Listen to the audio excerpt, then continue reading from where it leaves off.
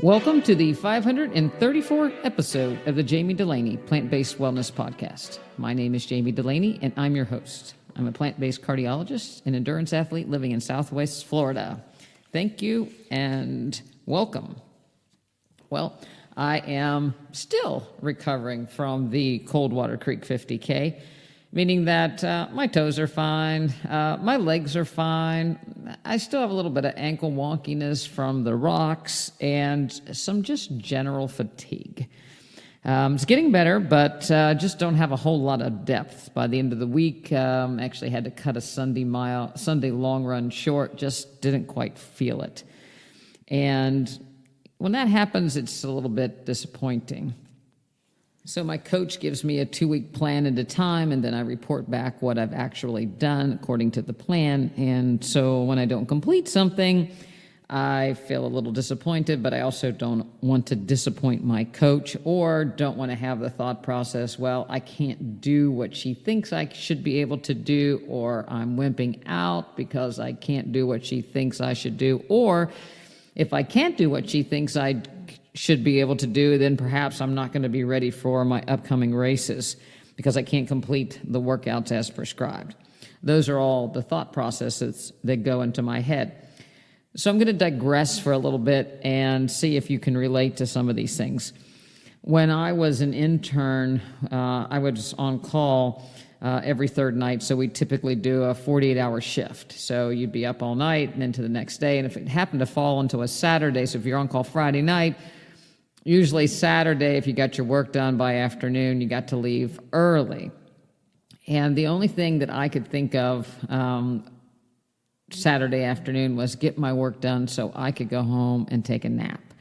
I never have been one that stayed up late. I couldn't imagine that people were going to have to stay up hours on end without sleep. And I just really was tired after these long shifts. And one Saturday, I can vividly remember sitting in we didn't dictate back then, we wrote our notes, but we're sitting in the writing area with my colleagues, and an intern was telling about all the things she was going to do when she went home and the different things that she had planned on her free time. We didn't have much, but, if there was a time, she was going to ride a horse, and she was going to do this, and she was going to do that. And I thought, man, I can't believe that I am such a wimp that the only thing I can think about is going home and taking a nap, and she's going to do all these other things. Well, it turns out that it wasn't exactly true. She ended up dropping out of the program about 3 months into it because of stress related to staying up all night long.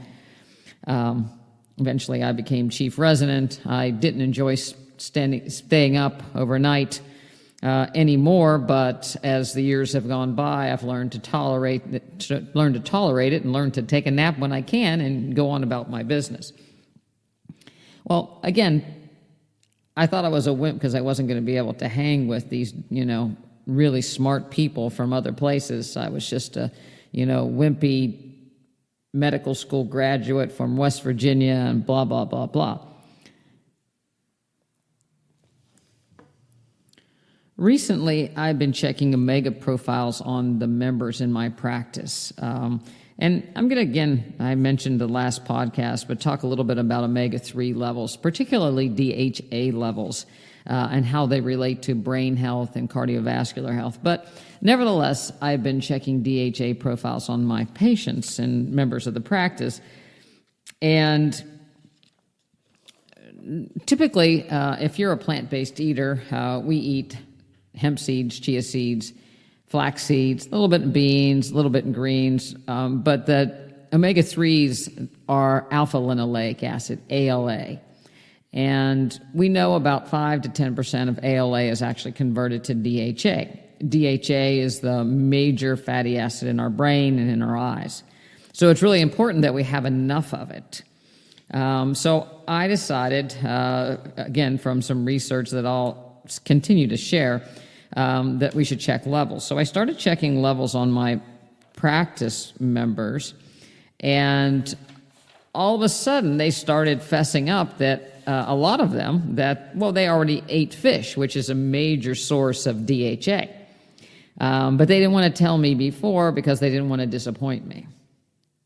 They alluded to my nurse that, I set the bar really high, I set a high standard, and they didn't want to have to, disclose that information.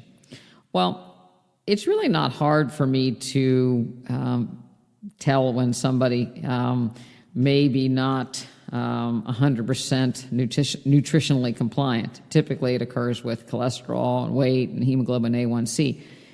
But nevertheless, we try to meet people where they are. And it doesn't help if I don't know what they're doing, because then we can't talk about what they might do better. But nevertheless, people don't want to disappoint, just like I didn't want to disappoint my coach, and I don't want to be disappointed either. Those people don't know that the other people have the same thought process. Everybody struggles. Nobody's perfect, whether it's nutrition, exercise.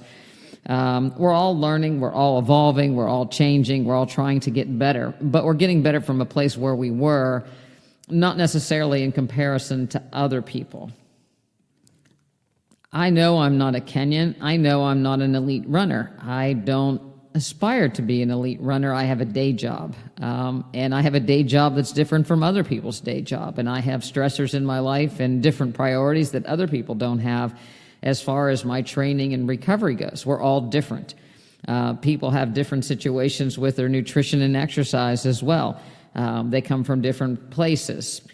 Sometimes people have never cooked, and now they're trying to make dishes that are plant-based, or perhaps their wife cooks or their husband cooks, and they don't want to disappoint them, so they eat what is available. Sometimes social aspects really get in the way. People are social and like to have people over and don't want to be isolated, or they want to be part of the crowd, and so they eat other things. But then when they come to me, they don't want to really fess up and say, I couldn't do it. The reality of it is they might have been doing really good for the circumstance that they were actually under. Nevertheless, we all feel inadequate, or like we didn't measure up, or a little bit like a wimp, that we couldn't compete or keep up or do everything that we presume other people are doing.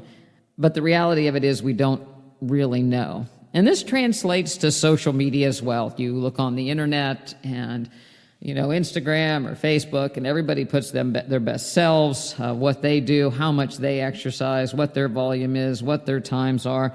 And we know nothing about them. We don't even know if they're real half the time, and we certainly don't know what they actually go through or compete, because, for the most part, people's inadequacies or their failures may not sell as many whatever trinkets or get as many hits as the people that are doing so good and have it figured out. Are my chances of having a successful race less because I don't complete all of my workouts? Perhaps, but there's also other things that I need to complete in my life as well. So is it more important for me to complete the workouts but not to be able to spend time with my family or do well in my practice? The answer would be no. So we all have a compromise on our choices and what we do and what we're able to do. And we have to kind of keep that in mind, because nobody else really understands all the different things that go into each of our lives. And again, when it comes to your nutrition, perhaps you're better than you were, better than you used to be, but doing as good as you can at that point. And there's no judgment. That's just where we are. And again, trying to work together to see if we can make things a little bit better and evolve over time. I will tell you, when it comes to DHA levels, I'm not in such a great shape either. My DHA levels were actually low, on the low end of normal, at a level of 4.3 for my DHA, EPA, and DPA together. That is just barely passing score. It's certainly not a good score. It's not what I'd like to have, and so I'm making some changes to make those things better. And again, from a nutrition standpoint, the idea is to see how good we can eat, and how we can use nutrition to maximize our health span. I don't believe in just saying, well, it is what it is, and this is the best I can do, and it'll probably be okay. I believe the DHA level should be up higher, more in the total in the 7 range. I'm not looking to have a C when it comes to my brain health or cardiovascular health. And if there's something that I can do to improve that, then I will. So we were looking into it in our practice on how many people that are plant-based and what are they eating and what are their DHA levels, what are their total EPA, DPA, and DHA levels. But the DHA level is actually the most important one that I'm looking at right now, because I believe that's the one that we need to look at for brain health and overall mental health. And in the traditional medical practices, people maybe talk about a omega-3 to omega-6 ratio. That is kind of becoming old news, so to speak. We want to get our omega-6s down as low as possible. So other oils, nuts and seeds, we want to get those down. Might they, if they're low, that omega-6 level very low, might it help us convert the ALA to DHA? Maybe. But there's not been a lot studied on what affects it and what factors go into making more ALA go to DHA. We do know, however, that ALA is not converted very well in the brain to DHA. So it is going to be important to have a source of DHA for most people that are on a plant-based diet. So I've decided from a personal aspect to obtain my DHA source from a whole food source. So yes, I'm still plant-based, but I will be plant-based with the exception of high DHA-containing fish, such as salmon. I don't like anchovies, mackerel, herring, sardines. So that is a huge change in my diet and philosophy.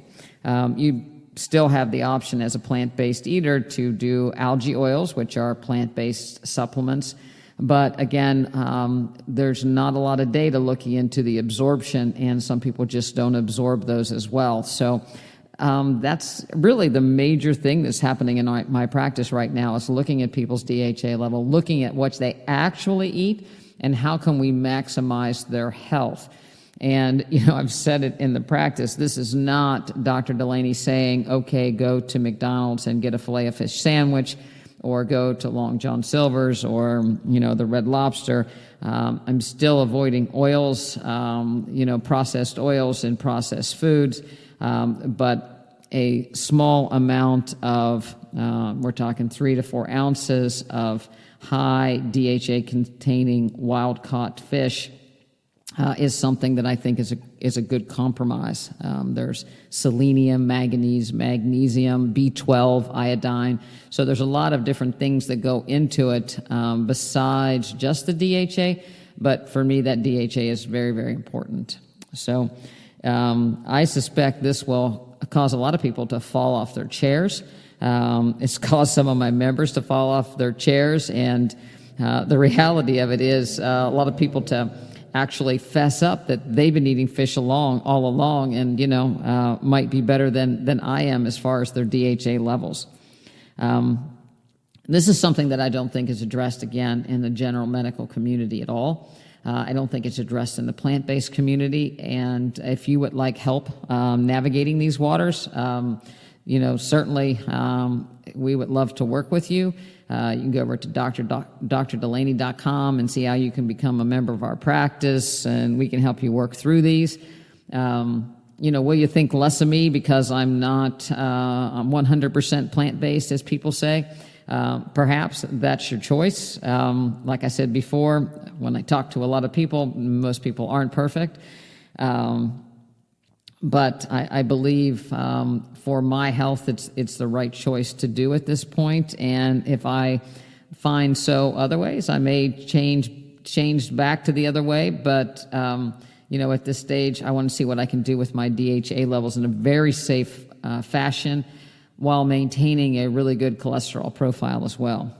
And I'll continue to talk about this on the podcast because, again, I want to review more and more of the reasons why I made such a radical change in my diet after 23, 25 years of not eating any animal products.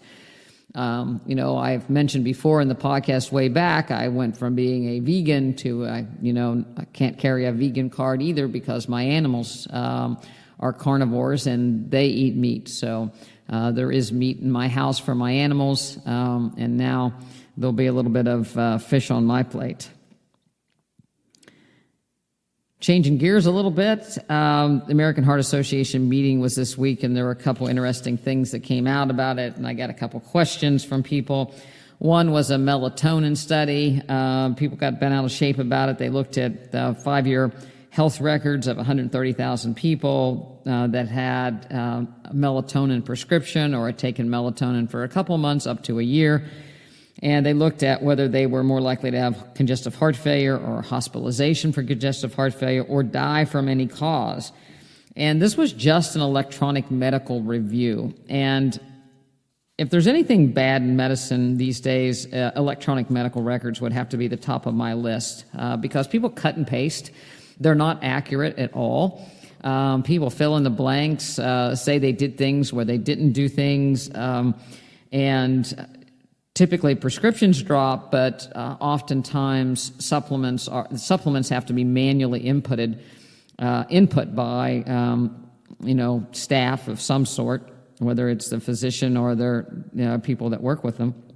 So if people come in with a long list of supplements, a lot of times things are left out. So you don't really know who was on melatonin that didn't say they were on melatonin.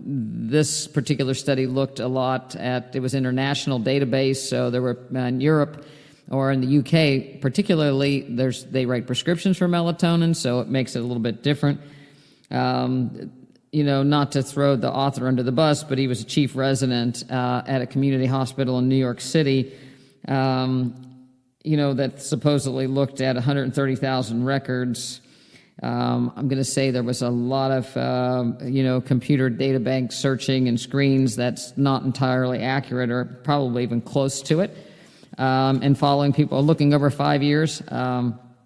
So I don't think that in any way, shape, or form that this was an accurate evaluation. If people had had heart failure, they were excluded. Nobody knows what other medications they were on, but the study reported people had a 90% higher chance of having a heart failure at 5 years. The reality of the absolute change was 4.6% versus 2.7%, which is an absolute reduction or absolute difference of 1.9% in that study population. The same thing with death from any cause. They said there was 2 times the death. Well, there was 3.5% absolute difference. And again, in 130,000 records with a chart review that was most likely done with a mathematical AI type search, I think that that's probably not very accurate. The other thing is, again, you have to tell your doctor if you're on melatonin or not, so nobody knows. Hospital coding varies widely, especially across countries, so that is another thing that's, throws things in. There's no other the other medications were not looked at, so there might be some interactions. For the most part, melatonin has been studied widely and in various doses and never been found to be toxic. They've looked at really high doses and not much of a problem. It's an antioxidant. It's been shown to decrease metastasis in cancer patients. Certainly, circadian rhythm has a lot to do with everything. Sicker people might also seek medications or have more problems in general.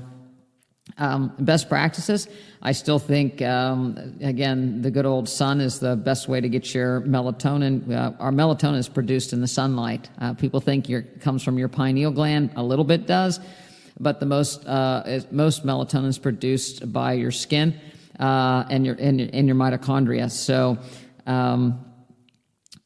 get out in the sun in the morning. Sun's coming up. Get a good 10, 15 minutes minimum. Same way with the evening sun. Get the evening sun. Limit your blue light exposure so that your eyes aren't confused about what time of day it is.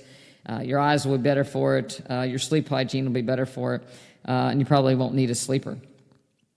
But I wouldn't get bent out of shape if you take melatonin, and it's going to kill you either. And it's never been found to be addictive. It's certainly not near as bad as other sleeper medications that are highly addictive, such as benzodiazepams and other sleep medications, or other things that make people groggy. So I wouldn't be too worried about it if you take melatonin, but again, look to natural things as well. And take breaks, go off your melatonin and see whether or not you're having a problem sleeping without it or with it.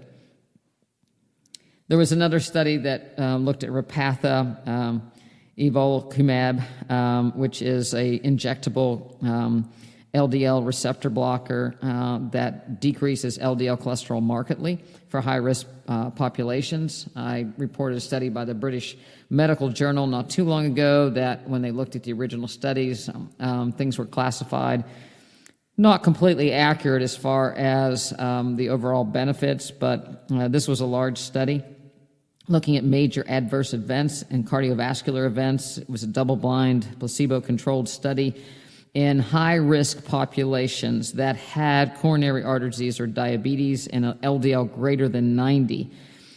They were given 140 milligrams of Repatha every 2 weeks. The primary endpoint was death from coronary artery disease, a heart attack or stroke, or major revascularization. There were 12,257 patients, roughly 6,100 in each group. They followed them for 4.6 years.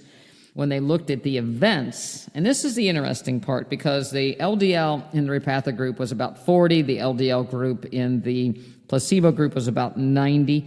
So there was a marked difference. There were still 336 patients out of that 6,100 in the Repatha group that had events versus 443 in the placebo group. So 1.8% absolute reduction in events with the Repatha. But that's not a huge reduction for that amount of lipid lowering, which tells me obviously there's more to it than that.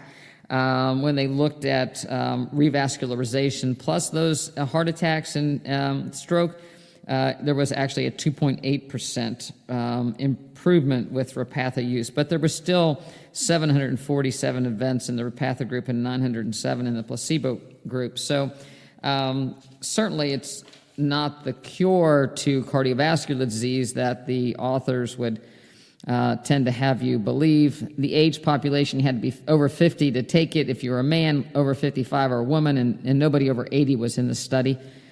And you had to have significant cardiovascular disease. So this was a very, very high-risk group that they followed. Diabetes over 10 years with insulin. Again, 5-year follow-up to get 1 to 2%, or I should say 1.8 to 2.3% improvement. There were 428 people that died in the Repatha group, 537 people that died in the placebo group over that time period. For such a drastic reduction in LDL, not that big a bang for your buck, and especially if you look at the cost over time. But the authors of this study and the press would make you think that everybody that walks should be taking Repatha to prevent any kind of cardiovascular event. And again, I just come back to it. I don't think that that's where we're at. I believe that our nutrition plays a huge role in the inflammation in our body, as well as our lipid profile and how we exercise, and our whole environment plays a role. And just to throw Repatha at things, it's not going to cure disease. And again, 4.6 years doesn't really give us enough time to look at long-term fallouts of what might happen for a low LDL in somebody for 20 years. That data is not out. And personally, I wouldn't want to be part of that study for a long period of time because I just don't know what's going to happen when you put somebody's LDL down that low for that long a period of time. One thing that came out that people will like to hear is that they looked at caffeine and atrial fibrillation and flutter. Atrial fibrillation and flutter is one of the most common arrhythmias that occur, and over the years we've always told patients that caffeine may drive it. This was a pretty good study looking at caffeine, and there was actually less atrial fibrillation and flutter in people that drank coffee versus didn't drink coffee. So If you're a coffee drinker, you can throw your decaf away and get your regular coffee out. Now, obviously, if you have problems when you drink caffeine, you get all jittery, or you're somebody that drinks 4 pots a day and doesn't do anything else, that's not, in your best interest either. But a cup of coffee in the morning is probably not going to make your atrial fibrillation or your flutter worse. So that was good news. The studies come out and they get, especially when these major meetings in the fall and the spring come around, and the headlines really, start to make their way, and people change the story, and there's professional writers. There's actually professional writers in the studies, so data is presented in, much more clickbaiting type of format. 90% increased risk. It's like you take a melatonin pill, you're not going to live till morning. So you have to take all that with a grain of salt. You also have to take with a grain of salt, the people that make Repatha funded the study on Repatha. Chances are people aren't going to, put people in the study that probably aren't going to do well or have a problem. People fall out of the study and don't get counted and so forth. So again, I always wait. I wait for the test of time and new medications, new technologies, because when they finally get out in the general population and all ages start to take it, and in all different situations, then you really start to see the data on these things. I hate to see advertisements when, I think it's in really bad form, when you can do whatever you want, but as long as you take these medications, then you'll be fine. And that's just not true. That we don't have any medication or supplement that is going to fix us and make us bulletproof. So a lot of money is to be made on, both prescription drugs and supplements that allow us to do what we want to do, when we want to do, and still have the outcome that we want. And it's probably just not going to happen. It's not much different from the compromises that we make on our nutrition or our exercise plans.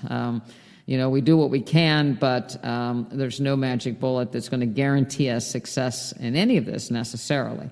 But we try to be a little bit better today versus yesterday. That's pretty much all we've got. I don't believe Mother Nature makes mistakes. And so I think the more we can stick with Mother Nature and not try to go against her, probably the better we will be, and avoid some of these shortcuts and try to stay as natural as we possibly can. Again, if you'd like to hear more about our practice, or you have a question for me, or you're going to call and threaten me because I ate a piece of salmon, go ahead and email me at jami@drdulaney.com, jami@drdulaney.com. If you too want to make a confession saying, you know what, Dr. Dulaney, I ate meat too, go ahead and give me an email as well. Things are never as they seem, so to speak. But we would love to help you if you can to reach your maximum health. And again, if you have some problems interpreting some of these numbers, or what you should do to lower your cardiovascular risk or risk in general for adverse health outcomes, we would love to help you. Thank you, as always, for listening, and I'll talk to you again next week.